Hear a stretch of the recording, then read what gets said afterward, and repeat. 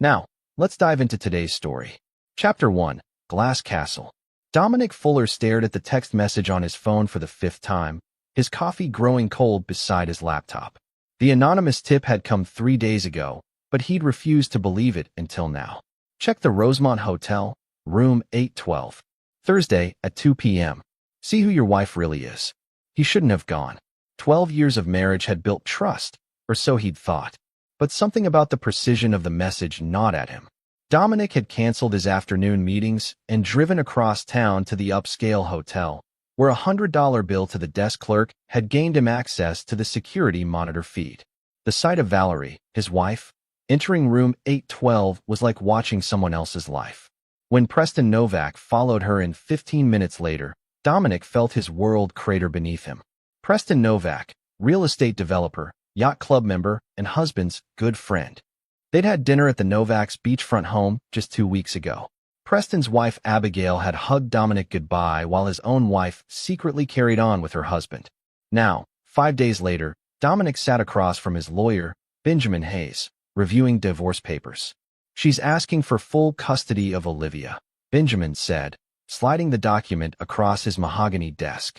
"And she's claiming emotional abandonment." Dominic laughed bitterly. Emotional abandonment? I built my entire schedule around her and Olivia. I turned down partnerships in 3 states to keep us here because she didn't want to move. Dominic had built Fuller Architecture from nothing, transforming it into one of the most sought-after firms in the state. While Valerie had changed career paths 4 times in their marriage, he'd remained the steady foundation supporting their lifestyle. "That's not all," Benjamin continued. "She's claiming your work habits made you an absent father." "Absent father?" Dominic's voice rose. "I coached Olivia's soccer team for 3 years. I've never missed a school concert or parent-teacher conference." "I know, Dom, but you need to prepare yourself. This is getting ugly fast." Valerie's hired Lawrence Stanton. Stanton was known for scorched-earth divorce tactics. If Valerie had secured his services, she planned to destroy Dominic completely. Did she mention Preston Novak in any of the filings? Benjamin shook his head. Not a word. According to these documents, there was no infidelity involved. "Convenient," Dominic muttered. That evening, Dominic sat at his kitchen island in the empty house he'd designed himself, scrolling through family photos on his phone. Olivia's toothy grin at age 7. Valerie and Dominic in Paris for their 10th anniversary. The 3 of them on the boat last summer. All the while, the betrayal had been brewing. His phone buzzed with a text from Valerie. "I'm picking up more of my things tomorrow. Please make sure you're not there. We need space." Dominic hadn't cried since his father died 15 years ago, but tonight, alone in the dark kitchen, he allowed himself one night of weakness. Tomorrow would be different. Tomorrow, the man who had risen from nothing to build his empire would start planning again. Chapter 2. Court of Opinion. "Mr. Fuller, while I understand your concerns, the evidence provided by Mrs. Fuller's counsel paints a concerning picture of your household dynamics." Judge Patricia Woodson peered over her glasses at Dominic, who stood ramrod straight beside Benjamin. Across the courtroom, Valerie dabbed at dry eyes with a tissue, Lawrence Stanton's hand protectively on her shoulder. "Your Honor, my client has been nothing but an exemplary father," Benjamin argued. "We have testimonials from teachers, coaches, and neighbors attesting to his involvement in his daughter's life." The judge nodded. "I've reviewed those documents, Mr. Hayes. I've also reviewed Mrs. Fuller's documented claims of Mr. Fuller's explosive temper, including the incident last Christmas." Dominic felt his jaw tighten. The incident had been nothing more than a raised voice when he discovered Valerie had maxed out their joint credit card on a fur coat, while simultaneously donating to animal rights charities for the tax write-off. "For now," Judge Woodson continued, "I'm granting temporary primary physical custody to Mrs. Fuller, with weekend visitation for Mr. Fuller. We'll reassess in 90 days. The gavel fell with finality. Across the room, Valerie's perfectly composed face broke into the barest hint of a smile. Outside the courthouse, Dominic loosened his tie as Benjamin tried to offer reassurance. "It's temporary, Dom. We'll gather more evidence. Show your home is stable." "Did you see her?" Dominic asked quietly. "She wore the pearl earrings I gave her for our anniversary, using gifts from our marriage to help destroy it." Dominic's phone rang, a client calling about a delayed project.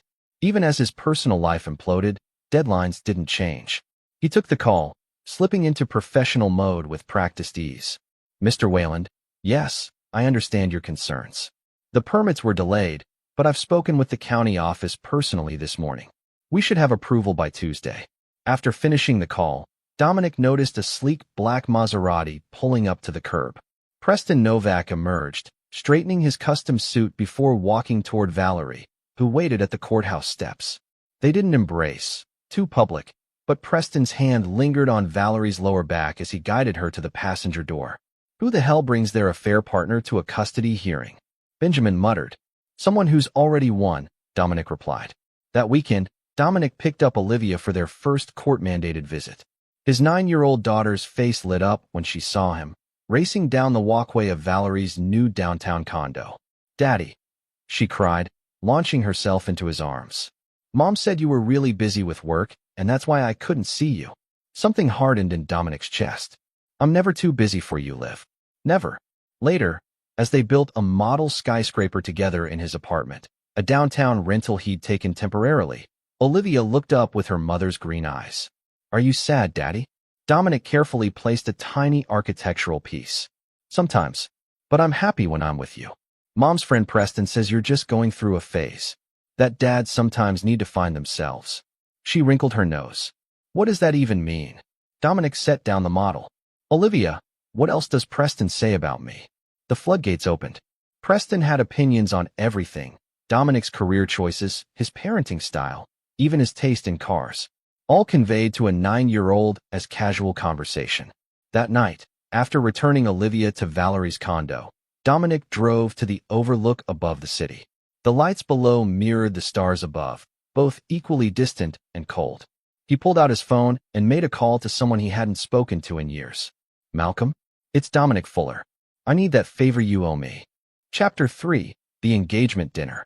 6 months passed in a blur of courtrooms, client meetings, and precious weekends with Olivia. The divorce proceedings dragged on, with Valerie requesting more alimony each month as Dominic's firm landed bigger projects. Meanwhile, Preston's development company, Novak Properties, began winning bids on projects that had previously been earmarked for Fuller architecture. Malcolm Turner, Dominic's college roommate turned private investigator, delivered weekly reports documenting Valerie and Preston's relationship.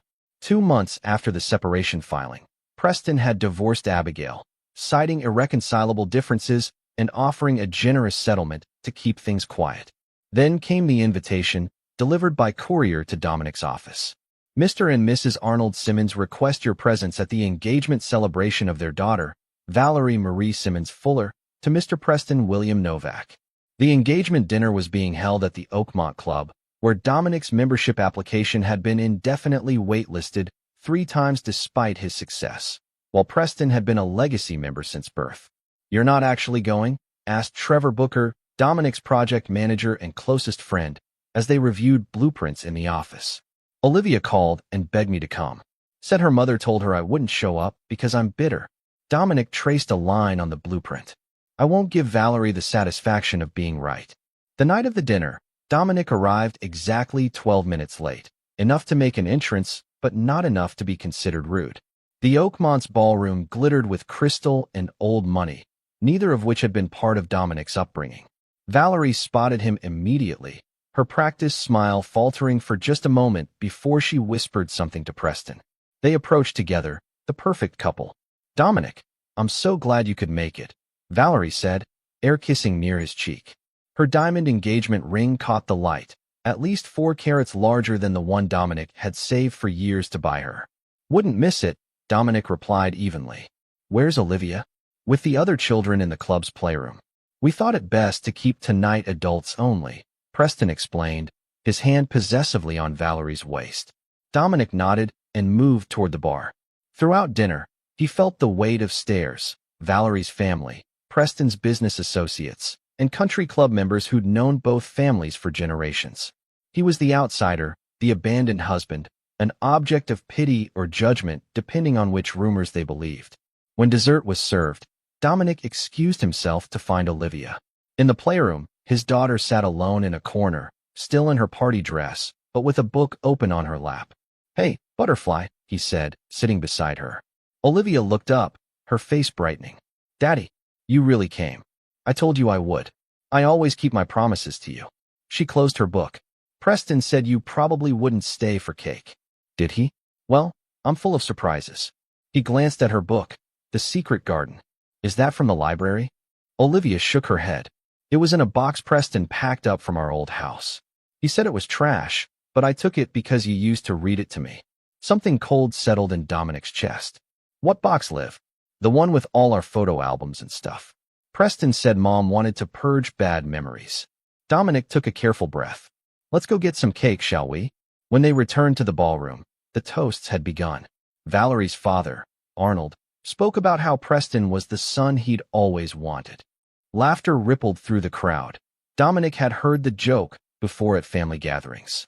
Then Howard Reed, Dominic's uncle and only attending family member, stood to offer surprising congratulations. To new beginnings, he said, raising his glass to Preston, and to moving up in the world, which is what real men do. His eyes flicked to Dominic. The implied comparison hung in the air. Dominic felt Olivia's small hand slip into his beneath the table. As coffee was served, Valerie clinked her glass, drawing everyone's attention. Her smile was radiant, her voice carrying across the ballroom. I'd like to thank everyone for celebrating with us tonight. Finding true love is rare, and I'm thankful every day that Preston came into my life when he did. She paused, her gaze sliding to Dominic. I hope I never end up like some people, single with a kid at 40. The room burst into laughter. Dominic felt Olivia's hand tighten in his. From 2 tables over, Dominic's Uncle Howard chuckled loudly. Real women don't want used goods, he announced, raising his glass again. More laughter. Even Dominic's mother, Eleanor, seated at Howard's table, covered a smile with her napkin. Dominic started to stand, ready to take Olivia and leave, when Preston tapped his own glass and rose. If I could say something, he began, his voice carrying authority that silenced the room. Before we continue, I think it's important that everyone knows something. Preston set down his glass and walked deliberately toward Dominic's table. The room fell silent, all eyes tracking the groom-to-be. Dominic, Preston said, extending his hand. Thank you for coming tonight. Your presence means more than most here understand. Confused murmurs rippled through the crowd. Preston turned to address the room, his hand still extended toward Dominic. Many of you have made assumptions about why Valerie and Dominic's marriage ended. Some of those assumptions have been voiced tonight, at what should be a celebration. Valerie's smile froze on her face. Preston, darling, perhaps now isn't. On the contrary, Preston continued, now is exactly the time. He looked directly at Dominic. The truth deserves to be heard. Chapter 4, Unearthed Secrets. The silence in the Oakmont ballroom was absolute. Preston Novak stood in the center of the room, commanding attention like the born leader he fashioned himself to be. I've known Dominic Fuller for 6 years, Preston began. In that time, I've seen a man who built a business from nothing, who prioritized his family above all else, and who showed unwavering loyalty to his wife, even when that loyalty wasn't deserved. Gasps punctuated the quiet. Dominic remained still, his face impassive while his mind raced. This wasn't what he'd expected. What most of you don't know, Preston continued, is that 3 years ago, when Novak Properties faced bankruptcy after the River District failure, it was Dominic who quietly invested to keep us afloat. He did it as a favor to Valerie, who asked him to help her friend's husband, me, without seeking recognition or repayment. Dominic felt Olivia looking up at him questioningly. He hadn't told her about the investment, nearly $2 million that had never been repaid. The truth is, Preston said, his voice dropping to a theatrical near whisper that nonetheless carried across the hushed room. I owe my current success to Dominic's generosity. A generosity I've repaid by taking his wife. The room erupted in shocked murmurs. Valerie's face drained of color. And one more thing, Preston added, turning to Howard Reed. About used goods. I think everyone should know that the only reason Dominic's construction loan for the Westbrook project was denied was because you, Howard, called in favors to block it. Your own nephew. Howard sputtered, his face reddening. That's a damn lie. Is it? Preston raised an eyebrow. I was at that board meeting. You said, and I quote, the Fuller boy needs to learn his place. Eleanor Reed covered her mouth in shock, staring at her brother-in-law. Preston returned to Dominic's table, and extended his hand again. Thank you for coming tonight. Your daughter deserves to know what kind of man her father really is. Dominic stood slowly, towering over Preston by several inches. He didn't take the offered hand. If you'll excuse us, Dominic said quietly. My daughter and I were just leaving. As they walked toward the door, Dominic felt every eye on them. Olivia's small hand gripped his tightly. Is it true, Daddy? She whispered. Did you really help Preston when he was in trouble? Yes, Dominic answered simply. Then why did Mom leave you for him? That's not fair. Life rarely is butterfly, but we keep moving forward. At the ballroom doors, Dominic paused and turned back. Valerie was furiously whispering to Preston, whose magnanimous expression had hardened to something colder. Outside in the crisp evening air, Dominic helped Olivia into his car. As he started the engine, his phone buzzed with a text from a number he didn't recognize. We need to talk. Coffee tomorrow? P. Dominic deleted the message without responding. Whatever game Preston was playing, Dominic wouldn't be a pawn. The following morning, Dominic arrived at his office earlier than usual. Trevor was already there, coffee in hand. I heard about last night, Trevor said. News travels fast in architectural circles. Preston putting on a show, Dominic replied, sorting through blueprints. Question is, why? Maybe guilty conscience. Dominic laughed darkly. Preston Novak doesn't have a conscience. He has strategies. Before Trevor could respond, Dominic's assistant buzzed through the intercom. Mr. Fuller, there's a Nora Clark here to see you. She doesn't have an appointment, but she says it's important. Dominic frowned. The name meant nothing to him. Send her in. The woman who entered his office was in her early 30s, expensively dressed, but with a nervousness that showed in how she clutched her designer handbag. Mr. Fuller, thank you for seeing me. She perched on the edge of the visitor's chair. I'm Abigail Novak's sister, Preston's ex-wife. Dominic's interest sharpened. What can I do for you, Miss Clark? After what Preston did at the engagement dinner last night, Abigail thought you should have this. She withdrew a USB drive from her purse. It's why Abigail agreed to the divorce settlement without fighting. Not for the money, because of what's on here. And what exactly is that? Nora's eyes darted to the door. Evidence that Preston's company has been systematically stealing your architectural designs for the past year. Your wife, ex-wife, has been helping him. The revelation should have shocked Dominic, but strangely, he felt nothing but calm. The pieces were finally falling into place. After Nora left, Dominic plugged the USB drive into his computer. It contained dozens of folders with dates going back 14 months. Right when Valerie had started redecorating his home office and insisted on a new filing system for his work. Each folder held photograph pages from Dominic's private sketchbooks, proposals he drafted but never submitted, and client communications that should have been confidential. The most recent folder was dated just 3 weeks ago, well after Valerie had moved out. Trevor whistled low when Dominic showed him the files. They've been systematically underbidding us with our own designs. That's why we lost the riverfront contract. And the municipal center, Dominic added. And the tech campus. This is industrial espionage, Dom. We can sue them into oblivion. Dominic closed the laptop. Not yet. First, I want to understand Preston's angle from last night. Why expose Howard? Why paint himself as the villain? Maybe he thinks coming clean protects him somehow. Or maybe, Dominic said slowly, he's setting up something bigger. He swiveled in his chair, looking out at the skyline he'd helped shape. Get Malcolm on the phone. I need him to dig deeper into Preston's finances and find out who else has access to my house. Later that day, as Dominic reviewed revised blueprints for the Sullivan project, his phone rang with Valerie's number. Why aren't you answering Preston's calls? She demanded without preamble. Hello to you too, Valerie. Don't play games, Dominic. After the stunt he pulled last night, trying to make it up to you, the least you could do is be civil. Dominic set down his pencil. Make it up to me? Is that what you call it? He publicly acknowledged your help. Do you know how much that cost him? His investors are questioning his judgment now. Fascinating, Dominic replied. Is that concern I hear in your voice, Valerie? For Preston's investors. She sighed dramatically. We're trying to move forward amicably. For Olivia's sake. Olivia's sake, Dominic repeated. The same Olivia who's being told her family photos are trash to be purged? A pause. Preston was just helping me declutter. Of course. Well, give my regards to your fiancé. Tell him I'm too busy to chat. I'm designing something special. After hanging up, Dominic opened his bottom desk drawer and removed a leather sketchbook, one he hadn't used since discovering Valerie's betrayal. Inside were his initial concept drawings for his dream project, a sustainable mixed-use development called Legacy Heights that would transform the abandoned industrial district. He'd shelved the project during the divorce proceedings, lacking both capital and emotional bandwidth. Now, looking at the sketches again, a plan began to form in his mind. That evening, Dominic picked up Olivia for their midweek dinner, a recent allowance from the court. As they shared pizza, Olivia seemed unusually contemplative. "Dad, why did Uncle Howard try to hurt your project?" Dominic set down his slice. "Family is complicated sometimes, Liv. Your great-uncle Howard always believed success should come through connections, not hard work. Is that why Mom left?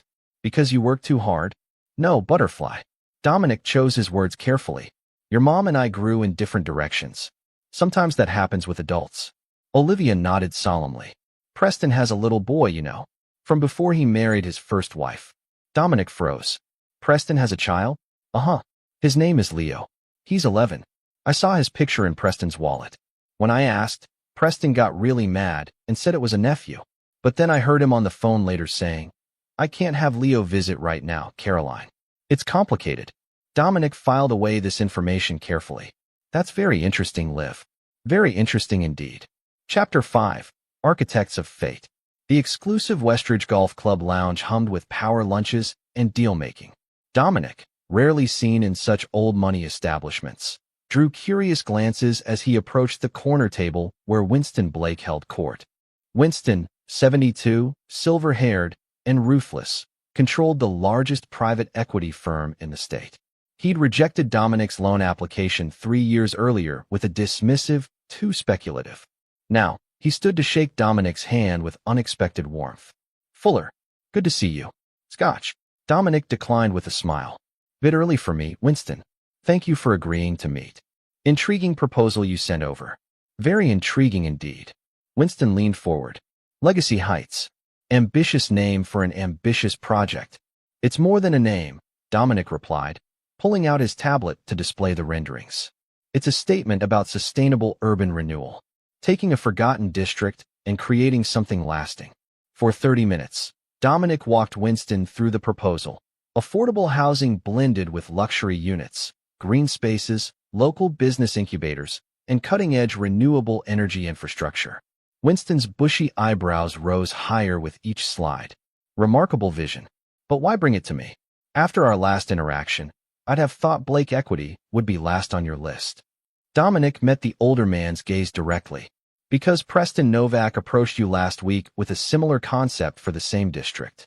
But his version prioritizes luxury condos and high-end retail, pricing out current residents. The community backlash would be significant." Winston's expression remained neutral, but a flicker in his eyes confirmed Dominic's intelligence was accurate. "And how would you know what proposals cross my desk, Fuller?" Dominic smiled thinly. "I know Preston has been shopping around a suspiciously familiar concept, one that bears remarkable similarities to my original vision from 3 years ago." "Industrial espionage is a serious accusation." "It is," Dominic agreed. "One I'm prepared to substantiate in court if necessary. But I'd rather focus on building something extraordinary." Winston studied him for a long moment. "You've changed, Fuller. Adversity tends to have that effect.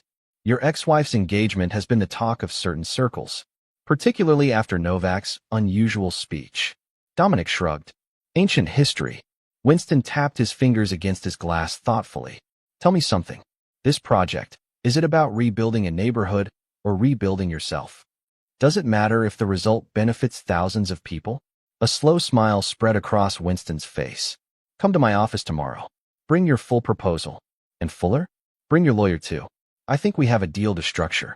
That evening, Dominic met Trevor and Benjamin at his apartment to discuss the meeting. Benjamin reviewed the preliminary terms while Trevor examined the financial projections. "Blake Equity is offering 80% of the needed capital," Benjamin said, eyes widening. "That's unprecedented for them." Trevor whistled. "And they're not taking controlling interest. You'll maintain creative and operational control." Dominic poured 3 glasses of bourbon. "Winston Blake recognizes value, and he's not fond of Preston's methods." "Speaking of methods," Trevor said, accepting the drink. Malcolm's report came in. He slid a folder across the table. Preston's been hiding money offshore for years. That bankruptcy 3 years ago, manufactured to avoid paying contractors while he moved assets around. Dominic leafed through the documents. And the $2 million I invested? Went straight to an account in the Caymans. Never touched his business. Benjamin frowned. This is serious fraud, Dom. We could take this to the SEC. Not yet, Dominic replied. There's more to uncover. He turned to a section of the report. What's this about a property in Vermont? Trevor said. That's the interesting part. Preston owns a lakefront estate in Burlington under a shell company. Visits 6 times a year like clockwork. Let me guess, Dominic said. To see his son. Trevor's eyebrows shot up. How did you know about Leo? Olivia mentioned him. Preston's keeping the boy a secret from Valerie. Not just Valerie, Trevor added. Preston's been paying his ex-girlfriend Caroline Weber $20,000 a month in undocumented cash to keep Leo out of the spotlight. The boy doesn't even have Preston's last name. Dominic tapped the folder thoughtfully.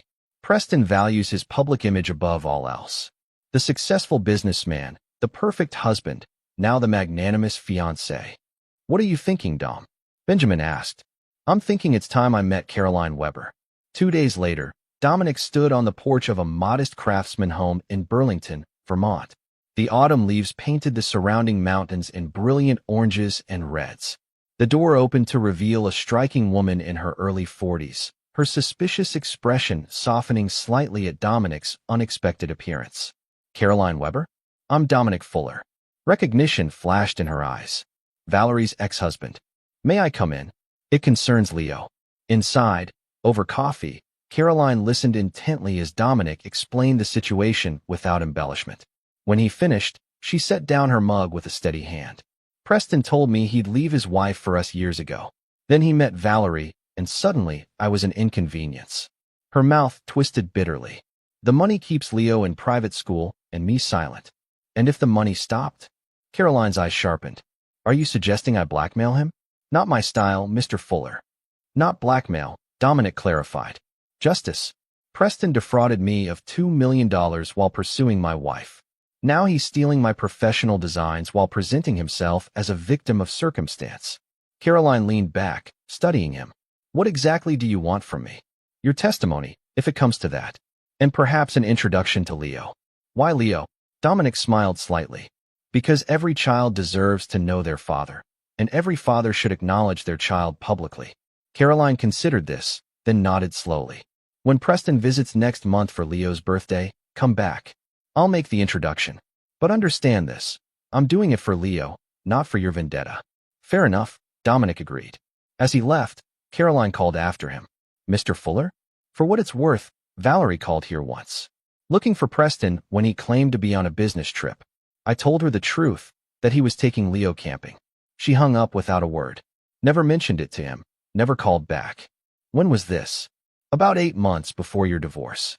Dominic absorbed this information silently. Another piece of the puzzle falling into place. On the flight back, Dominic opened his laptop to find an email from an unfamiliar address. The subject line read simply, I can help you destroy them both. The sender's name, Abigail Novak. Chapter 6, Convergence Point. The Highline Hotel's rooftop bar offered panoramic views of the city skyline. Dominic arrived precisely on time, spotting Abigail Novak at a corner table overlooking the eastern vista. She was thinner than he remembered from social gatherings, her trademark luminous smile replaced by something more measured. Thank you for meeting me, she said as he sat across from her. Dominic studied Preston's ex-wife carefully. Your email was intriguing. A server approached, and Abigail ordered a gin martini. Dominic requested sparkling water. Not drinking these days? She asked with a raised eyebrow. Clear head makes for better decisions. She nodded appreciatively. Smart. I wasn't so disciplined after Preston left. Spent a month with Top Shelf Vodka as my primary food group. And now I'm focused. Abigail's perfectly manicured nails tapped against the table. I assume my sister showed you the files. She did. Impressive collection. Preston doesn't realize I cloned his laptop before signing the divorce papers. Old habits from my cybersecurity days. She accepted her martini from the returning server. But those files are just the appetizer. Dominic leaned forward slightly. I'm listening. Preston's been systematically stealing architectural concepts for years, not just yours. He has a team in Manila that converts hand sketches to digital renderings overnight. Meanwhile, he maintains offshore accounts to hide profits from projects built on stolen designs. All useful information, Dominic acknowledged. But why share it with me? Your settlement was generous by any standard. Abigail's laugh held no humor. Money doesn't heal humiliation, Dominic. Preston didn't just leave me. He erased me. 12 years together, reduced to a footnote in his biography. No mention of my contributions to building his company. No acknowledgement of the sacrifices I made. She sipped her martini. And then there's Valerie. What about her? She approached me 6 months before your divorce. Wanted to clear the air over lunch. Spent an hour asking questions about Preston's schedule, his habits, his vulnerabilities, all under the guise of friendship. Abigail's eyes hardened. She was mapping his life to insert herself into it, like a virus scanning for weaknesses in a system. Dominic remained expressionless, though internally he was recalibrating his understanding of the betrayal's timeline. Why tell me this now? Because their engagement announcement included a line about finding each other after respective divorces, brought together by mutual respect and shared values. Abigail nearly spat the words. Respect? Values? They're rewriting history to make their affair seem noble. And you want? I want the truth exposed. I want Preston's carefully constructed image shattered. And from what I've heard about your Legacy Heights project, you're in a position to do just that. Dominic raised an eyebrow. News travels fast. Winston Blake is my godfather. Abigail smiled thinly. He doesn't make $80 million investments without consultations. For the next hour, they mapped out a strategy. Abigail providing access to Preston's private servers, Dominic offering insights into Valerie's vulnerabilities. As they concluded, Dominic asked the question that had been lingering. Did you know about Leo? Abigail's expression softened slightly. Yes. Preston thought I didn't, but I've known since our 3rd year of marriage. Caroline reached out to me directly, woman to woman. I chose not to confront him. Why? Strategy, she replied simply. In chess, you don't reveal your knowledge of your opponent's weakness until the moment it provides maximum advantage. And did you ever find that moment? I'm finding it now. Abigail stood, gathering her purse. I'll have the server add my drink to your tab. Consider it a down payment on our partnership. After she left, Dominic remained, watching the sunset paint the cityscape in golden hues. His phone chimed with a text from Benjamin. Court date set for custody review. Next Monday, 9 a.m. The timing couldn't have been better. The weekend with Olivia passed too quickly. They visited the Natural History Museum, built model skyscrapers, and watched movies with unnecessarily large bowls of popcorn. Dominic noticed his daughter seemed more settled than in previous visits, less anxious about returning to Valerie's. Dad? She asked Sunday evening as he prepared dinner. Are you still sad about Mom? Dominic considered the question carefully as he chopped vegetables. I was sad for a long time. Not anymore. That's good. Olivia perched on a kitchen stool. Because I heard Mom and Preston fighting last night. Dominic's hands stilled. Oh, Preston got a letter that made him really angry. He said Mom promised someone named Leo would never be part of their lives. Mom yelled that she never even knew about Leo until last week. Olivia twirled a strand of hair around her finger. Is Leo going to be my stepbrother? That would be Preston's decision, Dominic replied neutrally. How do you feel about that possibility? Olivia shrugged. I'd rather live with you all the time anyway. The next morning, Dominic arrived at family court in his best suit, Benjamin beside him with a thick portfolio of documents. Valerie and Lawrence Stanton were already seated, but Preston was notably absent. Judge Woodson called the hearing to order promptly at 9. I understand we're here for a reassessment of the custody arrangement for Olivia Fuller. Mr. Hayes, you filed for a modification. Benjamin stood. Yes, Your Honor. We're seeking primary physical custody for Mr. Fuller, with liberal visitation for Mrs. Fuller. Judge Woodson's eyebrows rose. That's a significant change from our current arrangement. On what grounds? Changed circumstances, Your Honor. We have documented evidence of Mrs. Fuller's increasingly chaotic home environment, inconsistent parenting schedule, and concerning behavior from her fiancé toward Olivia. Lawrence Stanton jumped to his feet. Objection, Your Honor. These are baseless accusations meant to They're fully substantiated, Benjamin interrupted smoothly, approaching with his portfolio, including sworn statements from Olivia's teachers regarding missed school days, therapist recommendations, and documented instances of Mr. Novak's inappropriate comments to the child. As Judge Woodson reviewed the materials, the courtroom doors burst open. Preston strode in, his normally immaculate appearance noticeably disheveled. "Apologies for my tardiness, Your Honor," he said, sliding into the seat beside Valerie. "Mr. Novak, while you're not a party to these proceedings, I appreciate your concern for punctuality," Judge Woodson replied dryly. She returned her attention to the documents. "Mr. Fuller, these materials are quite compelling." "Thank you, Your Honor," Dominic responded. "I've always wanted what's best for Olivia. Initially, I believed maintaining her routine with her mother supported that goal. Recent events have changed my assessment." Judge Woodson nodded thoughtfully. "Mrs. Fuller, do you wish to respond to these allegations?" Valerie stood, her composure slipping. "Your Honor, my ex-husband is manipulating the situation. Yes, there have been some scheduling challenges as we plan our wedding, but Olivia is thriving. As for Preston's so-called inappropriate comments, children often misinterpret adult conversations." "Interesting perspective," Judge Woodson noted. "Mr. Stanton, anything to add?" Before Lawrence could speak, Preston stood. "Your Honor, if I may address the court." Judge Woodson hesitated, then nodded. "Briefly, Mr. Novak, though I remind you that you have no standing in this custody matter." "I understand." Preston straightened his tie. "I simply wish to express that I've grown to care deeply for Olivia and would never intentionally cause her distress. If my presence has somehow complicated her life, I deeply regret that.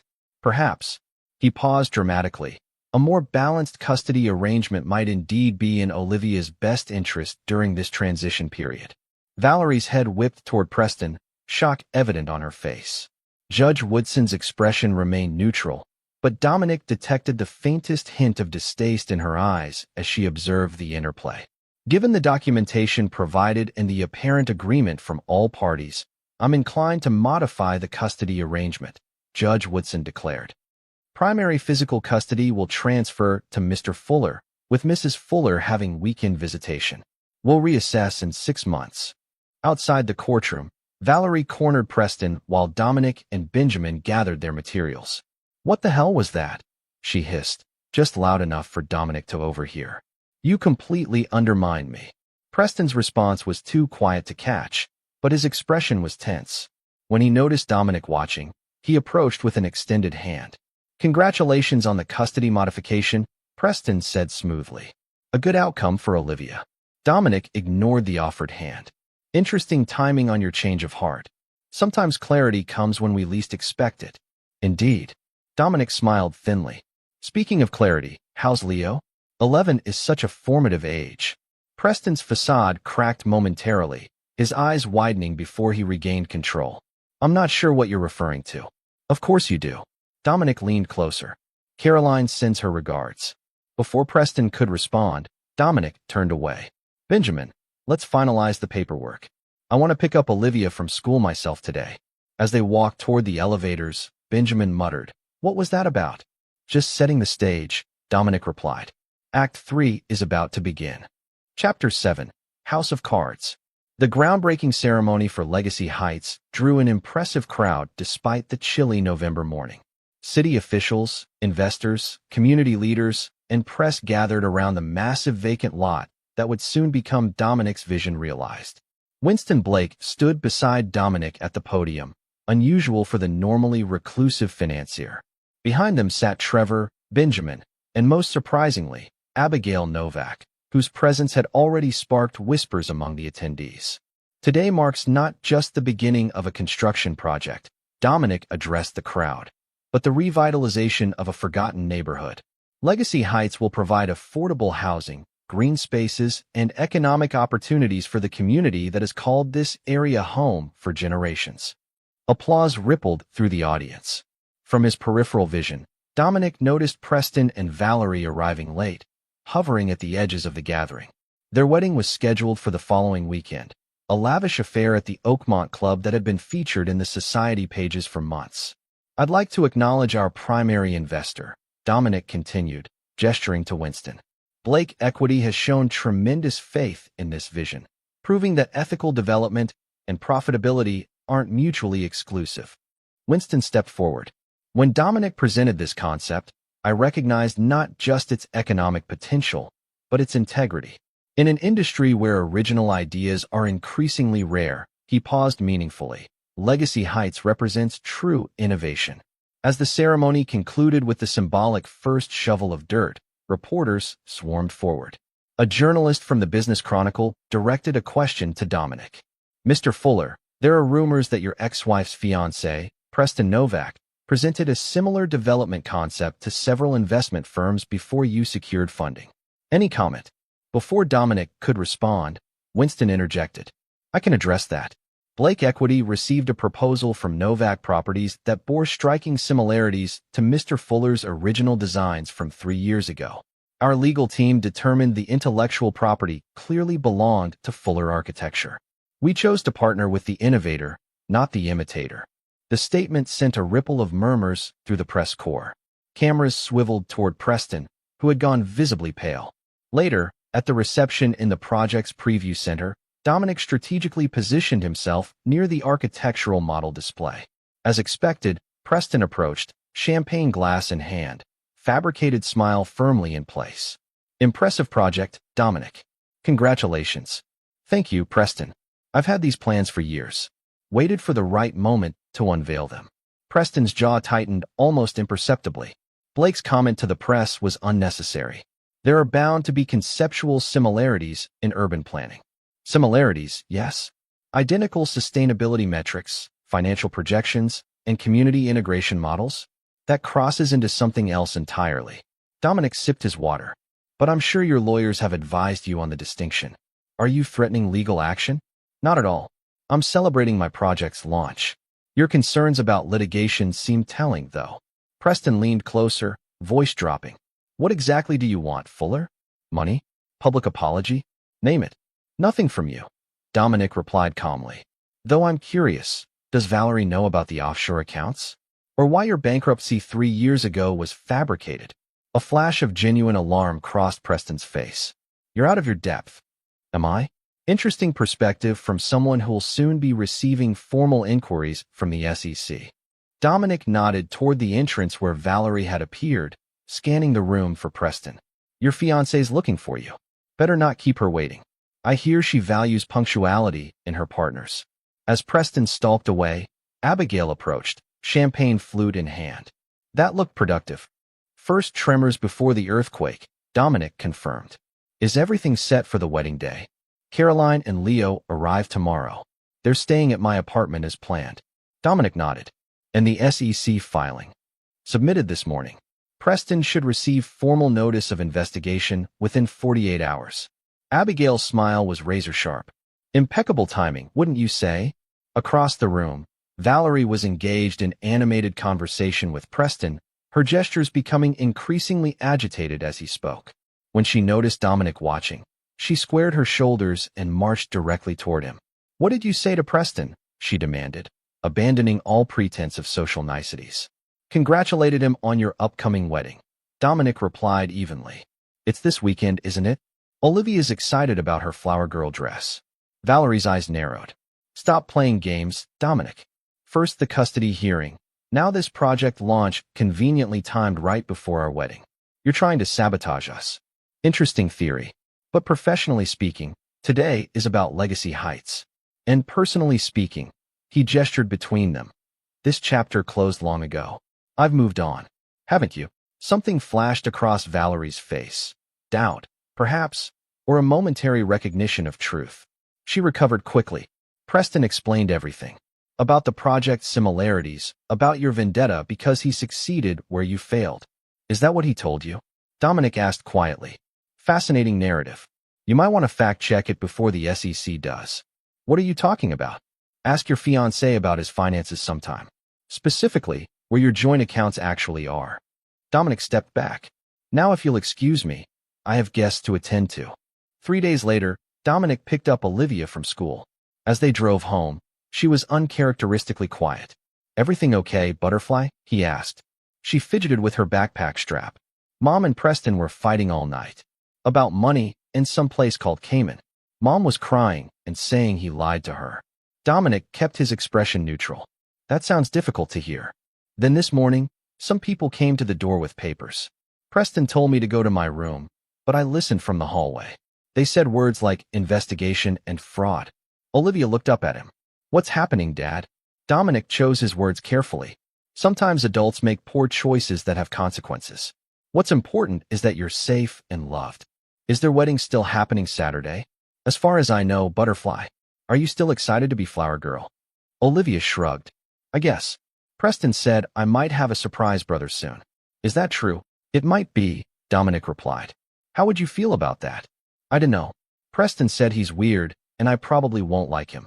Olivia's forehead creased. That's not a nice thing to say about your kid, is it? No, Dominic agreed.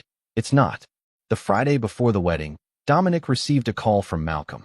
Preston's moving money, the investigator reported. Large transfers from the Cayman accounts to Switzerland. Classic pre-flight behavior. Flight? Dominic questioned. Guy's getting ready to run. The SEC investigation spooked him. He's canceled 3 meetings today, and his assistant quit this morning. Apparently, he threw a stapler at her head. Dominic processed this information. Keep me posted on any travel arrangements he makes. And make sure Caroline and Leo are comfortable. Tomorrow's going to be eventful. The morning of Valerie and Preston's wedding dawned clear and crisp. Dominic helped Olivia into her flower girl dress, a confection of ivory silk and lace that had cost more than his first car. You look beautiful, Butterfly, he told her, adjusting the flower crown in her hair. Thanks, Dad. She twirled once, then stopped. Are you coming to the wedding too? I wasn't invited to the ceremony, but I'll be at the hotel to pick you up right after. This was only partially true. Dominic would indeed be at the Oakmont Club, just not in the way Valerie or Preston expected. After dropping Olivia with Valerie's mother at the bridal suite, Dominic met Trevor in the hotel bar. Everything in place? Dominic asked, checking his watch. Trevor nodded. Abigail and guests arrived through the service entrance as planned. They're in the holding room adjacent to the ballroom. Benjamin's with them, reviewing the timing. And our mutual friend? Says he'll only participate if there's a clear legal benefit to his situation. Dominic smiled slightly. Tell Mr. Blake his cooperation today will be noted favorably in our statement to federal investigators. At precisely 3:30 p.m., as the wedding ceremony concluded and guests filtered into the Oakmont's grand ballroom for the reception, Dominic positioned himself near the service entrance. Through the small window in the door, he could see Preston and Valerie entering to applause, their smiles fixed and brittle despite the celebratory atmosphere. When the couple reached the head table and the initial champagne toast had been delivered by Valerie's father, Dominic nodded to Trevor, who signaled through his earpiece. The ballroom doors opened. Howard Reed was the first to notice, his champagne glass halting midway to his lips as Abigail Novak entered, followed by Winston Blake, and most dramatically, Caroline Weber with an 11-year-old boy who bore an unmistakable resemblance to Preston. Dominic stepped through the service entrance as conversation died, and all eyes turned to the unexpected arrivals. Preston, at the head table, froze in visible shock. Beside him, Valerie's composure cracked completely. What is this? She demanded, loud enough for nearby tables to hear. Before Preston could respond, Dominic strode to the center of the room. My apologies for the interruption, he addressed the crowd. I believe there are some introductions that should be made before the celebrations continue. Preston shot to his feet. Security. Remove these people immediately. I'm afraid the Oakmont security team won't be intervening, Winston Blake announced calmly. As a founding member of this club, I've assured them this is a necessary family matter. The atmosphere in the ballroom grew tense as Dominic gestured toward Caroline and the boy. Allow me to introduce Caroline Weber and Leo Weber. Leo is Preston's son, born 11 years ago and systematically erased from Preston's public life, despite monthly cash payments of $20,000 to maintain his absence. Gasps rippled through the crowd. Preston's face contorted with rage. This is slander, he shouted. I'll sue you into bankruptcy, Fuller. Interesting choice of words, Dominic replied. Speaking of bankruptcy, perhaps you'd like to explain to your new bride why the SEC is investigating your fabricated financial crisis 3 years ago. The one where you convinced Dominic to invest $2 million that went directly to offshore accounts. All eyes swiveled to Valerie, whose wedding dress suddenly seemed too large for her diminished presence. Or, Dominic continued, maybe Abigail would like to explain how your husband of 1 hour systematically stole architectural designs from my firm using information Valerie provided during their affair? Preston lunged forward, only to be restrained by his best man. You've lost your mind. This is my wedding day. Yes, it is, Dominic agreed. A day of truth and new beginnings. Leo has waited 11 years to be acknowledged by his father. Seems an appropriate occasion. Caroline guided Leo forward, the boy's eyes wide and uncertain. Preston, she said quietly, your son just wanted to meet you properly. That's all we ever wanted. Preston's expression shifted as he calculated his options before the watching crowd. His legendary charm surfaced like a mask sliding into place. Of course, he said, his voice suddenly gentle. Leo, I'm sorry for the circumstances of our meeting. We should talk privately. After you explain the offshore accounts? Valerie demanded, finding her voice. After you explain the SEC investigation that you assured me was a misunderstanding? Howard Reed stood from his table, pointing at Dominic. This is outrageous. You're just jealous that Valerie upgraded to a real man with real success.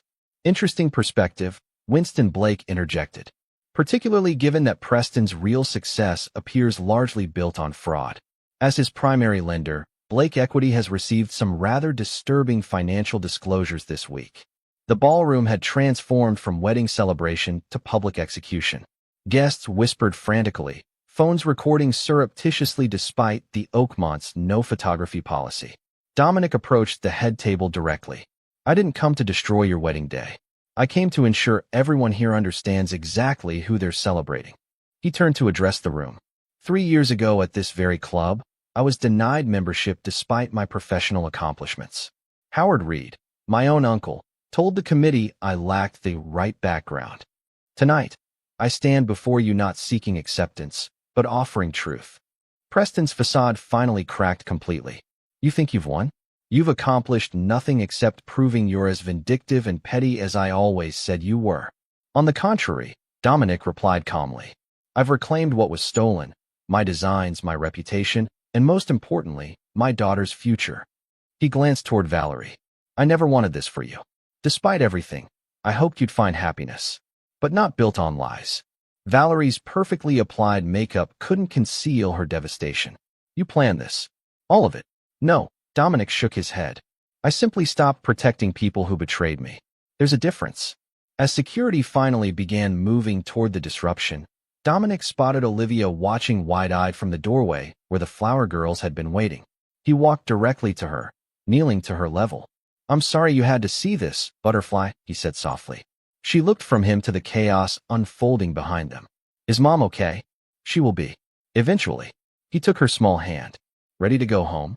Olivia nodded, then glanced back at her mother. Should we wait for Mom? I think your mom and Preston have some important conversations ahead. We'll talk to her tomorrow. As they walked out through the Oakmont's grand foyer, past the whispers and stares, Dominic heard Preston's raised voice from the ballroom. This changes nothing. The SEC has nothing concrete. Blake is bluffing. Outside in the late afternoon sunlight, Olivia looked up at him. Dad, was that boy really Preston's son? Yes, Butterfly. And Preston kept him a secret? Even from Mom. Adults sometimes make complicated choices, Dominic replied carefully. Not always good ones. Olivia considered this, then squeezed his hand. I'm glad you're not complicated like that. As they reached the car, Dominic's phone buzzed with a text from Benjamin. SEC just issued arrest warrant for PN. Agents waiting at airport and residence. Valerie not implicated, yet. Dominic slipped the phone back into his pocket without responding. The wheels of justice would turn without his further involvement. Chapter 8, Aftermath. The story dominated local news for weeks. The headlines progressed from society wedding turns to chaos, to developer Novak arrested on fraud charges, to architectural espionage, inside the Fuller Novak case. Each day brought new revelations about Preston's financial deceptions and the systematic theft of intellectual property. Dominic maintained public silence, focusing instead on Olivia and the groundbreaking of Legacy Heights. The project had received additional funding after the scandal broke, with several investors specifically citing their desire to support ethical development, in contrast to Novak's methods. 3 weeks after the wedding fiasco, Dominic received a text from Valerie requesting a meeting. They arranged to meet at a neutral coffee shop downtown, away from familiar eyes. She looked different, the polished perfection replaced by something more human and fragile. Her engagement ring was noticeably absent. "Thank you for agreeing to see me," she said as Dominic sat across from her. "How are you holding up?" he asked, genuinely curious. Valerie gave a hollow laugh. "My husband of 3 hours is facing federal charges. I've discovered my entire relationship was founded on lies, and I'm being called the Black Widow of architecture in industry gossip. How do you think? I never wanted public humiliation for you," Dominic said quietly. "Just truth." "Truth," she repeated. Such a simple word for something so devastating. She stirred her coffee absently. "I knew about Leo." Dominic raised an eyebrow. "Since when?" "Since before we divorced. I found a photo in Preston's wallet, confronted him. He swore the boy meant nothing to him, that Caroline was extorting him." Valerie's eyes lifted to meet his. "I chose to believe him because the alternative was accepting I destroyed our marriage for someone even more deceitful than I was." "Why tell me this now?" "Because I owe you the truth, at minimum."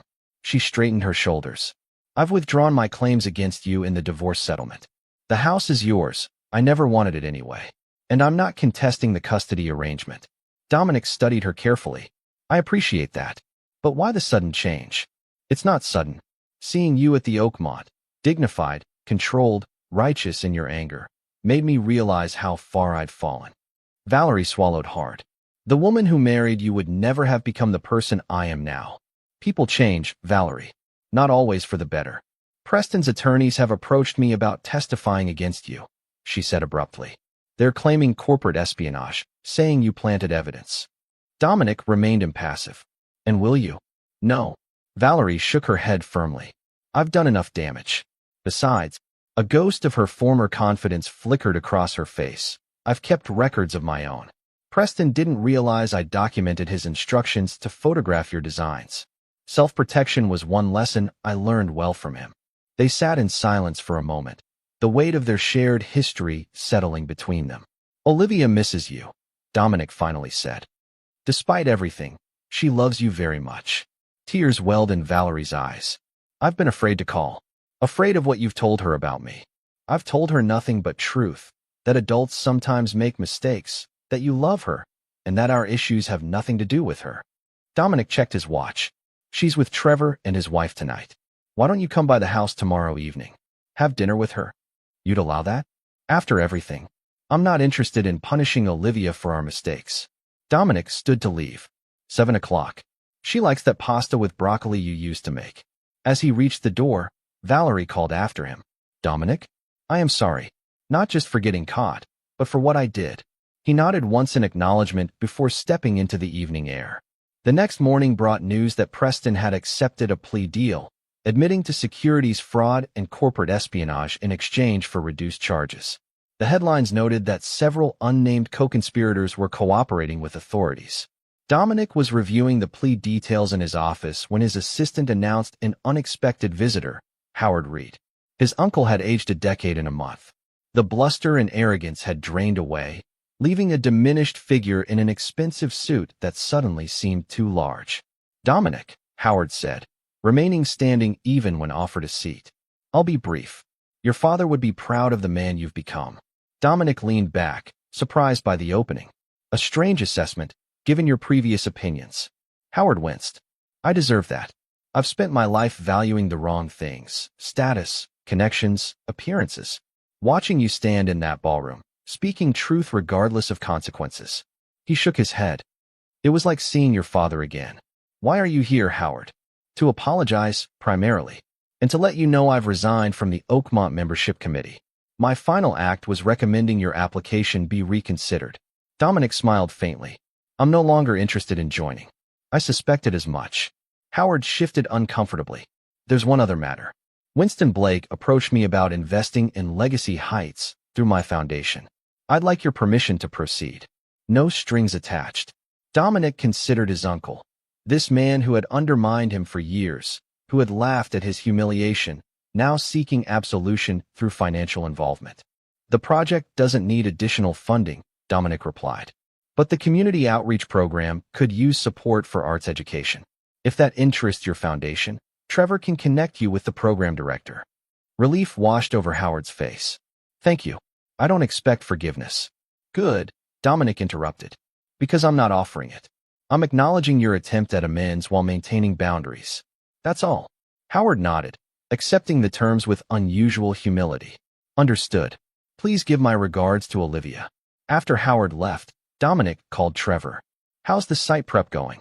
On schedule, Trevor replied. The environmental assessment came back clean. We can start foundation work next week. Good. Any word on Preston's plea fallout? Benjamin says the SEC is focusing on 3 of Preston's senior executives now. Valerie's officially in the clear.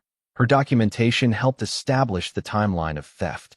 Dominic absorbed this information. And Caroline and Leo? Preston's settlement includes formal acknowledgement of paternity and a trust fund for Leo's education.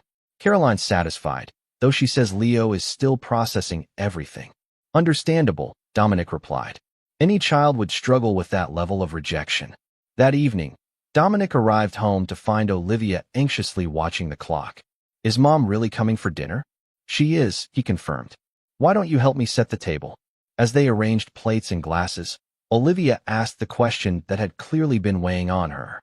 Are you and Mom getting back together? Dominic knelt to her level. No, Butterfly. That chapter of our lives is closed. But we're both your parents, and we both love you. Tonight is about you having time with your mom. Because she's sad about Preston?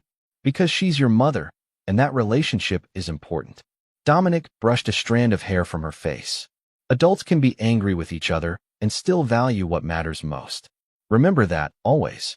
When Valerie arrived, punctual, bearing flowers and Olivia's favorite dessert, the evening progressed with surprising ease.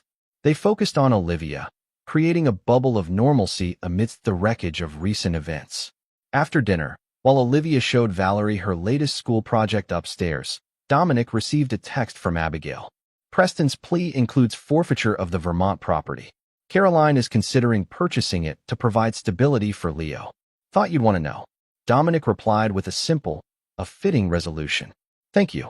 Later, after Valerie had left and Olivia was asleep, Dominic sat on his back porch, contemplating the stars above. His phone buzzed with another message, this time from Benjamin. Final divorce decree arrived today. Officially a free man. Celebratory drink tomorrow. Dominic smiled slightly. Thanks, but I'm taking Olivia to the Legacy Heights site. Rain check? Freedom, Dominic reflected, wasn't found in legal documents or public vindication. It was in the ability to build something meaningful from the ashes of betrayal. Not just a development project, but a life guided by principles rather than bitterness. The vengeance he'd orchestrated hadn't brought him joy, only clarity and a cauterized wound where trust had once lived. That was enough. Chapter 9, Foundations. 1 year later, the grand opening of Legacy Heights' first phase drew an impressive crowd. The mixed-use development had transformed a formerly abandoned industrial zone into a vibrant community hub, with affordable housing units, green spaces, and local businesses already thriving.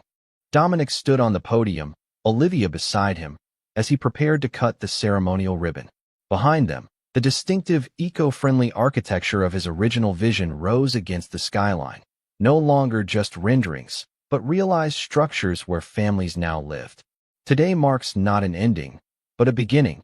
Dominic addressed the gathered community members and press. Legacy Heights represents what's possible when development serves community needs rather than merely extracting value from neighborhoods. Olivia beamed with pride as cameras flashed. At 10, she had developed a keen interest in architecture, often spending afternoons at Dominic's office sketching her own building designs. After the ceremony, as attendees explored the new public plaza, Trevor approached with a news alert on his phone. Preston's sentencing was finalized this morning. 8 years, eligible for parole in 5. Dominic nodded, unsurprised. The case had continued to unfold over the previous year, revealing increasingly complex financial deceptions. Preston had maintained his public stance of persecution until former associates began testifying against him. at which point his defense had shifted to remorse and cooperation. And the restitution? Dominic asked. Full repayment to all defrauded investors, including your $2 million plus interest. Trevor slipped his phone back into his pocket. Blake Equity is handling the distribution. Winston Blake himself approached, looking remarkably unchanged by the passing year. Fuller, magnificent achievement here.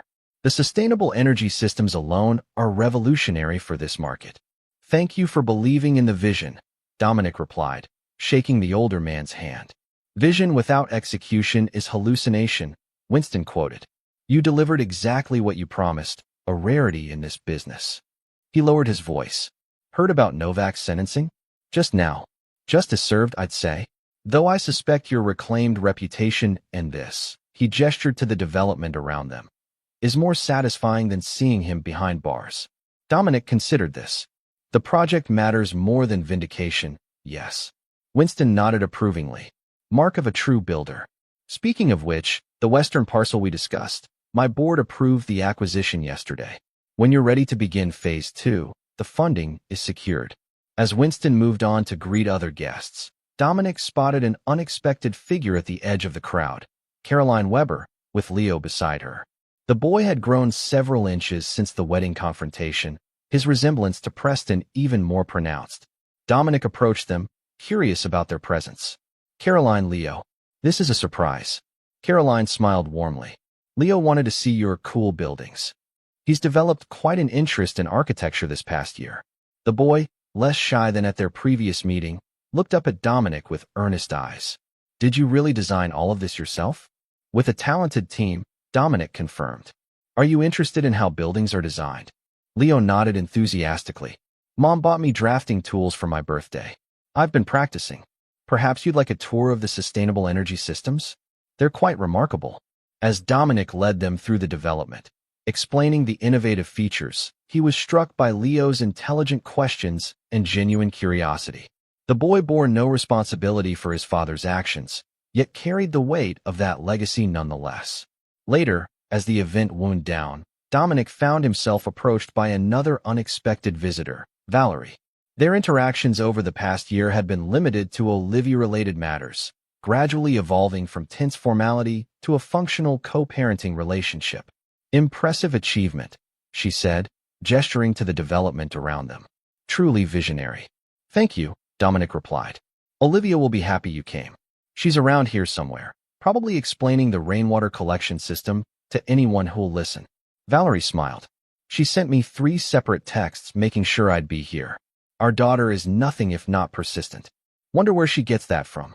A moment of genuine amusement passed between them, not forgiveness, but acknowledgement of shared history. I'm moving, Valerie said after a pause. Portland. I've accepted a position with an urban planning firm there. Dominic absorbed this news. Olivia mentioned you'd had some interviews. Congratulations. I'd like her to visit during school breaks, if that's agreeable. The change will be adjustment enough without losing regular contact. Of course, Dominic agreed. We can work out the logistics. Valerie hesitated, then added, I saw Caroline and Leo earlier. That was generous of you, considering.